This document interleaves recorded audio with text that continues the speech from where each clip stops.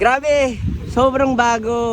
Kakaiba na makakita ng Ayala Avenue na puro bisikleta sa gitna ng kalsada. Wild. Papunta ako ngayon sa Ayala Avenue. Kung kagaya niyo ako na medyo awkward pagdating sa pag-meet ng mga tao, this is a great opportunity para mag-mingle and to connect with other cycling people at mag-enjoy lang kasama yung bisikleta. So, ano?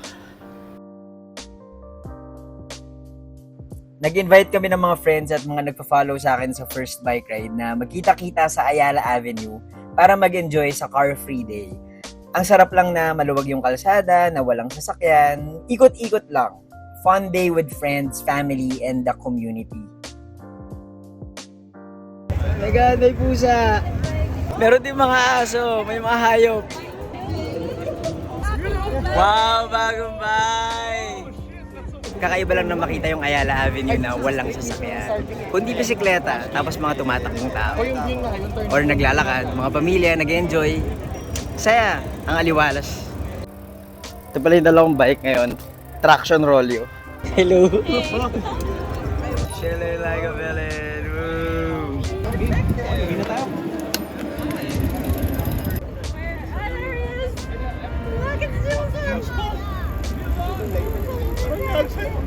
Rena, ang ganda ng hat natin ah. Kasi yung mga kasama namin iba po. Nakabang na.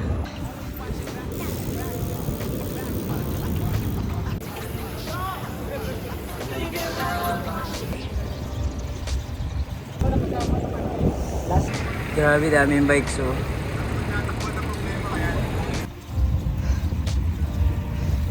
Kasi buong Ayala Street oh. Kasama ko si Spider-Man oh. Saan ka magaling? Dito lang naman. Pupunta sa Lipa. Lipa? Oo, Lipa. Naka Spider-Man costume? Oo. Ayos to. Sana yung mga kalsada sa Pilipinas, ibang mga big roads sa Pilipinas, magkaganito rin. Ito yung mga bollards to protect the cyclists. Ngayon, to separate yung lanes ng runners from cyclists. Ano ba yung Ayala Avenue? Daanan ng mga bus. Dahil ng mga bus? Traffic. Yes. Siya yung main na daanan niya dito sa Ayala CBD. CBD. Central Business District. May running event dito kaninang umaga. Patapos na sila. So, konti na lang nakikita yung tumatakbo.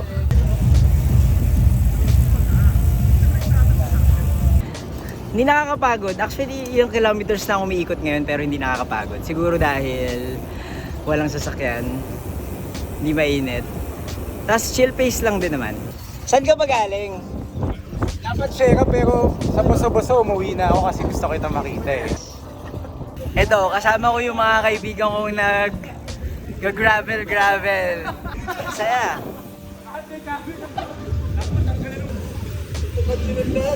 Dahil sobrang safe ng kalsada, sasayaw ang ating mga kasama. Sayaw! Oh, ayan sumasayaw sila oh. Sasayaw. Oh. Nalaglag yung ID ko. Pero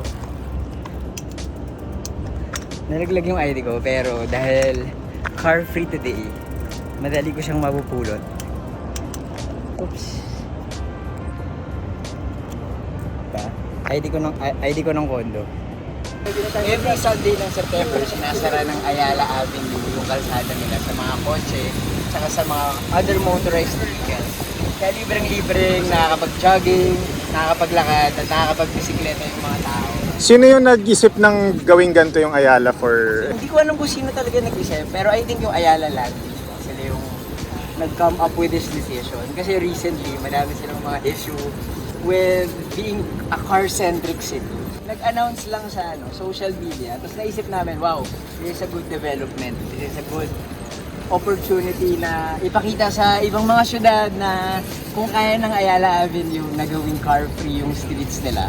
Di ba sila magkakaroon ng post-mortem na parang i-assess nila na uy, ganda ng ginawa natin, gawin na lang natin habang buhay, ganun. In-announce nga nung host kanina, di ba? Oo. Madami daw nagsasabi na sana forever na daw. So, sana forever. Marlo, meron bang forever? Wala. Shorty, meron bang forever? Siyempre. Meron. Din, meron bang forever? Marlo, Mga ulul, walang forever.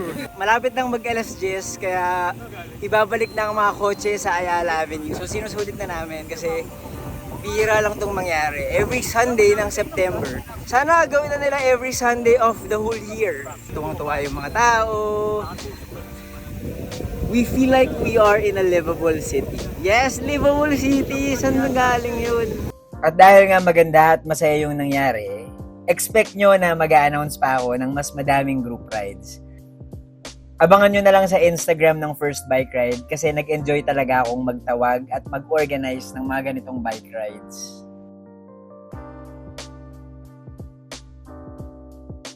Masaya naman yung ride na na-arrange namin. Ngayon, pupunta kami sa park dahil magba-brunch kami, kape-kape, with mga friends and some newfound friends. Newfound friends! Let's go!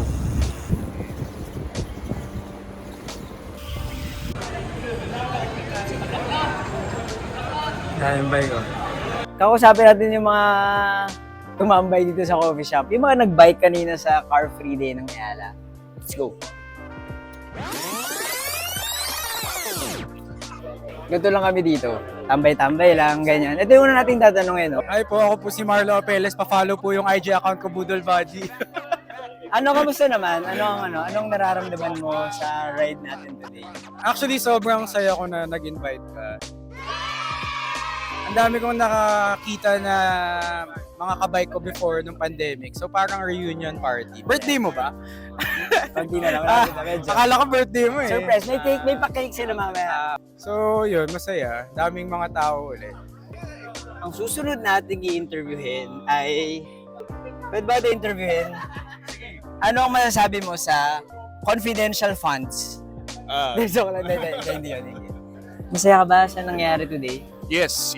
Kasi ang daming, hindi lang nagbabike yung mga nakita ko along Ayala Avenue. And it was my first time going here to see the actual stretch no, kung buong Ayala ba yung sarado. And it is for a Sunday morning. And marami nagsiskateboard, marami nagjo-jogging.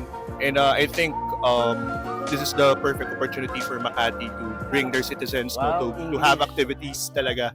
Physical activities and be recreational instead of going places na alam mo yun, naka-poop up lang kayo sa Sunod mga... ko yung ilong ko. Ano? So what are you listening to right now? Snooze by Caesar.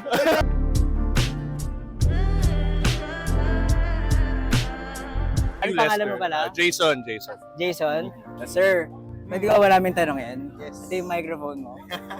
Dala ko yung bike ko kanina, so tumakbo muna ako and then Nag-jogging ka rin. jogging ako. Nag-jogging ka rin. Ano mas maganda? Jogging, takbo? Jogging. Jogging o biking? Depende kasi sa kailangan. Pero pag biking, mas comfortable Depende kasi sa kailangan? Depende sa kailangan. Pero mas comfortable sa akin ang biking. Kasi ngayon pa lang ako nag-start mag-run. Pwede ka naman mag-bike sa Quezon City. Taga-Quezon City ka, di ba? Bakit dito ka nag-bike? Bakit dito ka Dito nag-jogging? yung mga kaibigan ko eh. Kaibigan lang. Kaibigan lang ah. Kaibigan Kaibigan lang. lang.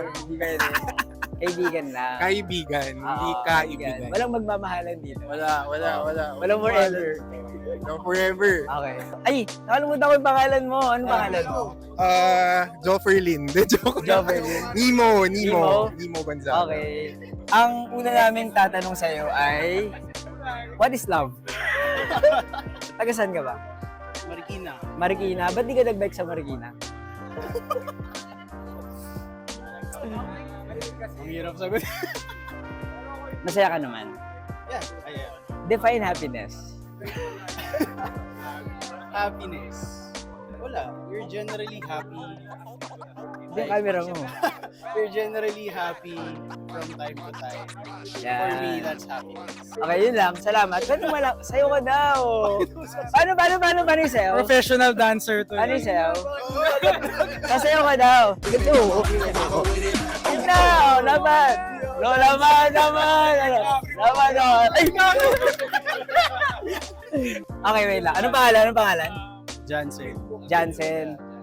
Pwede ba itong tanongin? Nasira na. Hello.